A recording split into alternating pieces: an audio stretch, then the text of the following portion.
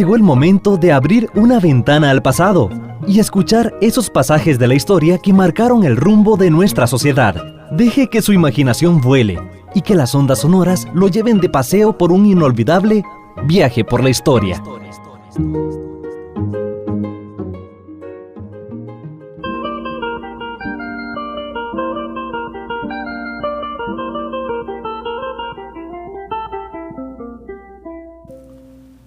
Los pactos en Costa Rica, los pactos políticos han sido parte de la vida nacional, institucional. A veces se dice en forma muy generalizada que eso es parte de la vida diaria del quehacer político costarricense, y eso uno puede decir es cierto. Y esos pactos, aunque no estén escritos con sangre, ni a veces escritos en letra, en papel y lápiz, o a máquina, o en alguna forma en que se pueda escribir, se realizan diariamente, especialmente en la Asamblea Legislativa, que es el núcleo más importante de pactos políticos parlamentarios para la aprobación de los proyectos de ley. En la Asamblea Legislativa es importante entender que lo que hay siempre son proyectos de ley. Ahí no hay leyes, ahí hay proyectos de ley en trámites, proyectos de ley en discusión, proyectos de ley en conocimiento de los diputados. Cuando estos proyectos de ley se aprueban, se convierten en leyes de la República. De manera que, si uno quiere hablar correctamente en la discusión legislativa, hay que decir siempre que los diputados están conociendo no tal ley, sino tal proyecto de ley, y que solo se convierte en ley hasta que se aprueba como tal, en ese sentido. Pero la historia política ha tenido eventos importantes alrededor de los cuales se ha construido la historia nacional. Algunos podríamos verlos de carácter negativo, otros positivos, dependiendo cómo los queramos ver. Ahorita no me interesa destacar si son negativos o positivos. Lo importante son los pactos. 1821, cuando se establece en el 12 de noviembre la decisión de desconocer en ese momento a la última autoridad colonial que todavía provisionalmente ejercía el gobierno de Costa Rica después de que se había declarado la independencia el 29 de octubre, en cuanto San José y Alajuela, las municipalidades o los ayuntamientos deciden desconocer esa autoridad provisional y establecer la primera junta de delegados, que es el primer gobierno de Costa Rica que se instituye en 1821. Eso fue el resultado de un pacto que hizo surgir esa junta, y después fueron 3 juntas entre 1821 y 1824, y esa junta de delegados de 1821, establecida el 12 de noviembre, acuerda incluso redactar la primera constitución de Costa Rica, que se redacta el primero y se aprueba el 1 de diciembre de 1821, a escasas 3 semanas. Y hubo la gente y el talento y la inteligencia y el conocimiento jurídico importante para haber redactado esa primera constitución, que se llamó Pacto Social Fundamental Interino de Costa Rica, o Pacto de Concordia. Fíjense el contenido de la palabra Pacto Social Fundamental o Pacto de Concordia. Era el pacto de unidad de los costarricenses. Así empezó el desarrollo constitucional del país, y sobre eso hemos tenido 13 constituciones. Después hubo pactos políticos. Hoy quisiera mencionar algunos de ellos. Uno de ellos fue el Pacto del Jocote, que se realizó en abril de 1842, un 11 de abril de 1842. No se festejaba la batalla de Rivas en ese momento. No había sucedido la batalla de Rivas de 11 de abril de 1856, no. Era el gobierno de don Braulio Carrillo. Era el gobierno de uno de los hombres más importantes que ha tenido Costa Rica, su segundo mandato en ese momento. Ya había gobernado entre el 1835-37 y después de 1838 estaba gobernando. A él se le debe la organización de la legislación Costa Rica a partir de ese momento, con su famoso Código General de Carrillo, que le dio cuerpo vivo a las leyes en Costa Rica propias, nacionales, a lo que podríamos llamar nuestros primeros códigos que estuvieron integrados en uno solo. Por eso se llamó Código General, porque hasta ese momento se usaban en Costa Rica los códigos de la legislación española, más algunas leyes que ya venían dictándose desde 1824 por el Poder Legislativo costarricense. Pero como códigos, el Código General de Carrillo pasó a formar un cuerpo normativo que estructuró el Estado costarricense con una gran solidez. Era como la columna vertebral del Estado costarricense. Por eso se le ha reconocido a Carrillo como el gran constructor del Estado costarricense. Ese código contemplaba normas generales de derecho penal, de derecho civil, de derecho de familia, de derecho laboral, de procedimientos civiles y penales. Tenía algunas cuestiones de orden policial, etc. Ese código duró hasta 1882 y 88. En ese periodo 82-88 se reunió una comisión codificadora que empezó a hacer nuevos códigos, algunos de ellos de una larga duración, extraordinaria duración. El Código de Procedimientos Civiles de entonces llegó a durar hasta 1989.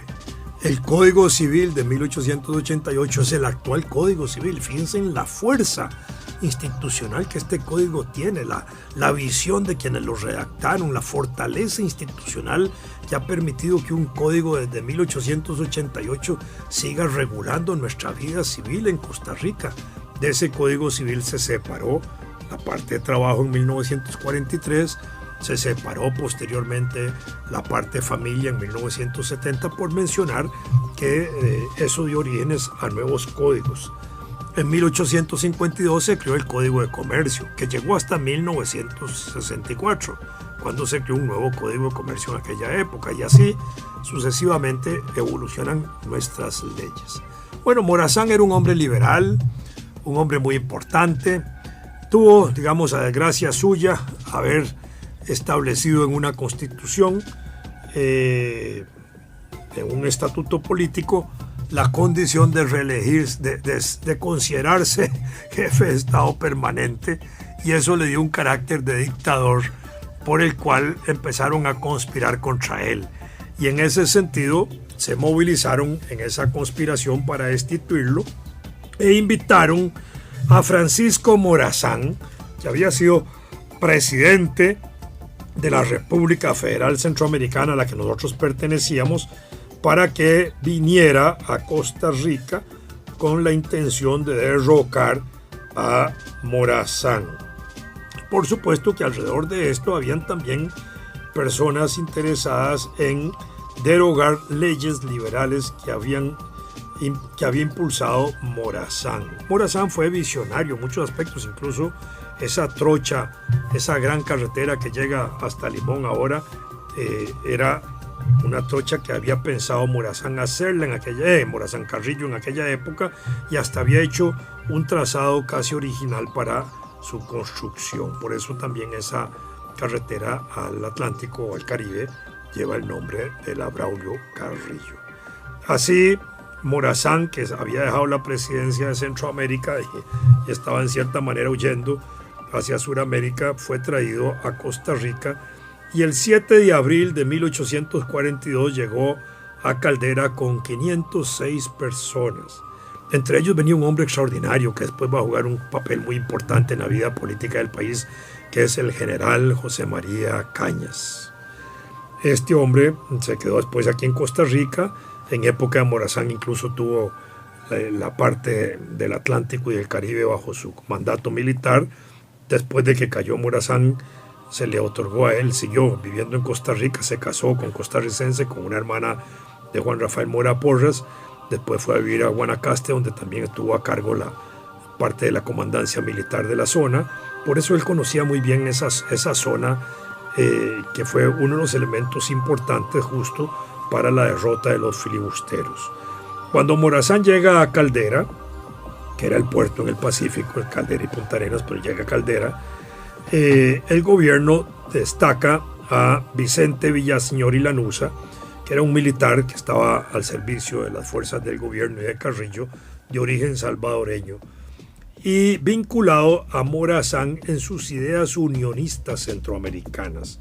De manera que cuando Morazán avanza hacia el interior del país, habiendo llegado el 7 de abril a Caldera, el 11 se encuentra en Alajuela, y ese día en la zona del Coyol se encuentran las fuerzas militares de Morazán y las fuerzas militares del Estado costarricense encabezadas por Villaseñor. Ambos jefes, Villaseñor y Morazán, hablan, se convencen unos a otros de que quieren impulsar un gobierno encabezado por Morazán, donde no se van a alterar las condiciones de liberalismo político que había impulsado Carrillo, y de hecho, al quedarse Carrillo sin ejército en ese momento y sin jefe militar, se ve obligado a renunciar. El 12 de abril ya Morazán se encontraba en Heredia, y el 13 de abril entra a San José, donde fue aclamado como libertador de Costa Rica, porque los josefinos no querían a Braulio Carrillo, y entonces le dan un apoyo fuerte a Morazán. Ese pacto del Jocote que le permite a Morazán hacerse con el poder es un pacto en el cual también se respeta la vida de Braulio Carrillo, de sus familiares, se ordena respetar los bienes y propiedades de Carrillo, pero de hecho Carrillo sale del país hacia San Salvador, donde va a fallecer poco tiempo después. Esa fue un pacto donde no se produjo un enfrentamiento militar, no hubo una batalla, no se peleó, y donde de hecho se entregó el gobierno a Morazán. Vicente Villaseñor hizo una proclama a los soldados señalando que la suerte estaba echada en favor de Morazán. Morazán había asegurado el orden, la libertad y el progreso, que eran como consignas también del gobierno liberal de Carrillo, ¿verdad? Y en ese sentido, de los soldados que iban con Villaseñor, solo uno no estuvo de acuerdo con la firma del pacto, que fue Rafael Barroeta y Vaca.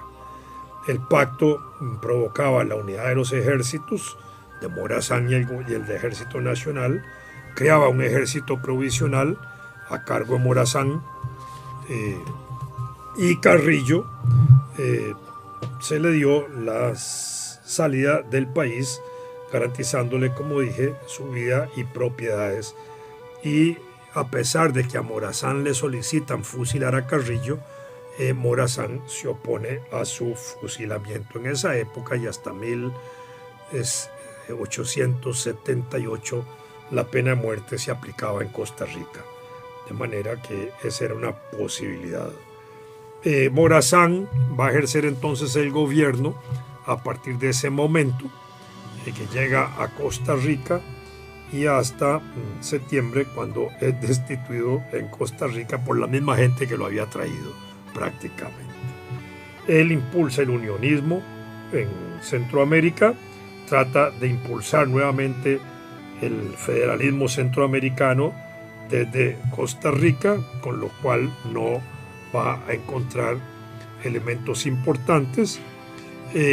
Morazán enfrenta a la Iglesia Católica en algunos aspectos que no deroga de la legislación de Carrillo, y en ese sentido pierde el apoyo fundamental de sectores políticos importantes por la forma en que empieza a gobernar.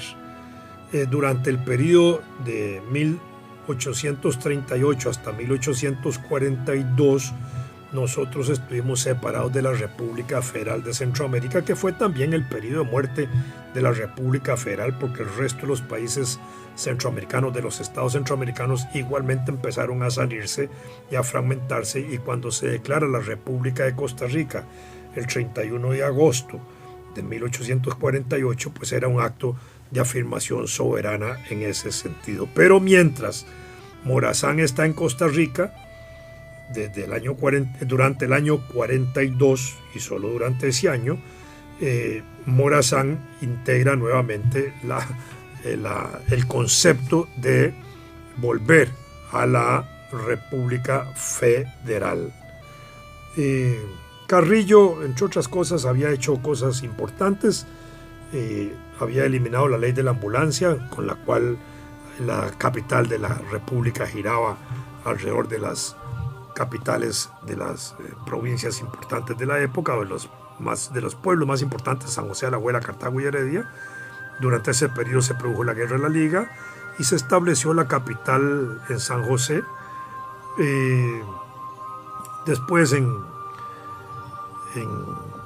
1840, Carrillo había construido a Punta Arenas como puerto. Había desarrollado el código de Carrillo, que ya habíamos mencionado. En la Ley General de Bases y Garantías se había establecido como jefe permanente de gobierno. Había impulsado leyes del café, organizó los tribunales de justicia, impulsó la carretera al Atlántico. Todo eso fue muy importante en ese sentido. Durante el ejercicio Morazán en Costa Rica no empezó a armarse de voluntad alrededor suya, y con ese motivo la gente empezó a cuestionarlo. En los primeros días de septiembre prácticamente había perdido toda la autoridad de gobierno, y él a mediados de septiembre se ve prácticamente obligado a retirarse de San José, sale hacia Cartago, es detenido finalmente en Cartago, y el 15 de septiembre fue sometido a juicio y fusilado en 1842, el 15 de septiembre. De manera que Morazán gobernó muy poco tiempo en Costa Rica en ese sentido, pero su paso y trayectoria pues no le quitan, digamos, ningún mérito al gran Francisco Morazán, unionista, centroamericanista, pensador de esa gran unión centroamericana y latinoamericana que de una u otra manera se exaltaba por aquellos años. Durante ese periodo también, digamos en julio de 1842, intentó rehacer la Unión Centroamericana con poco éxito, porque ya Guatemala, El Salvador, Honduras y Nicaragua prácticamente habían salido de la República Federal y no tenía la fuerza de eso. El 11 de septiembre, Alajuela se sublevó contra Morazán. El sublevado, el jefe de la sublevación fue Antonio Pinto, Tata Pinto le decían, y con él se inicia el proceso de destitución de Morazán, que termina capturado en Cartago y fusilado en San José. Ese fue el pacto del Jocote. En ese sentido, ese pacto marca un elemento importante de nuestra historia nacional y pone en evidencia uno de los pocos crímenes de Estado, digamos, que se producen cuando se ejerce el fusilamiento en aquella época del siglo XIX de un alto mandatario costarricense, en este caso Francisco Morazán, que era el jefe de Estado costarricense. El otro crimen de Estado fue el de Juan Rafael Mora Porras, cuando es fusilado también en 1860, en septiembre, como resultado de su regreso a El Salvador con la intención de retomar el poder en Costa Rica, que fueron los dos jefes de Estado y presidente de la República que fueron fusilados en ese sentido durante nuestra historia institucional. No hay otros que hayan sido pasados por las armas. Pueden haber sido destituidos por golpes de Estado, pero no muertos por ejercicio de decisiones de tribunales que acabaran con sus vidas.